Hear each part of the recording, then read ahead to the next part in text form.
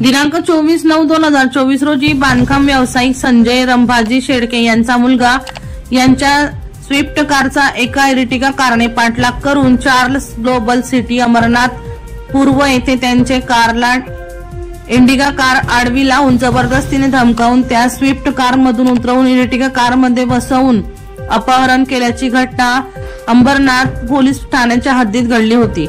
यातील अपहरणकर्त्यांनी अपडेट मुलाचे मोबाईलवरून त्याच्या वडिलांस फोन करून प्रथम 40 कोटी रुपये खंडणीची मागणी केली व खंडणी न दिल्यास मुलास जीवे ठार मारण्याची धमकी दिली। त्यावरून अमरनाथ पोलीस स्टेशन गुन्हा रजिस्टर नंबर 1252/2024 भादवी कलम न्यायसंहिता 2023 चे कलम 140(3)(5) प्रमाणे दाखल करण्यात आला होता। तसेच इर्टिगा कारची तांत्रिक माहिती प्राप्त केली असता सदर इर्टिगा कारला बनावट नंबर प्लेट लावण्यात आल्याचे निष्पन्न झाले होते।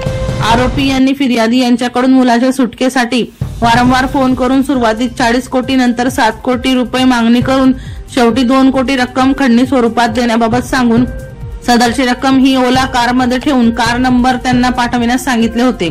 अपहरण झालेल्या मुलाच्या जीवास कोणत्याही प्रकारचा धोका होऊ नये याकरिता पोलिसांनी व फिर्यादी यांनी चर्चेअंती 2 कोटी रुपये जमा करून पूर्तता करण्यात आली असल्याचे आरोपीस सांगण्यात आले।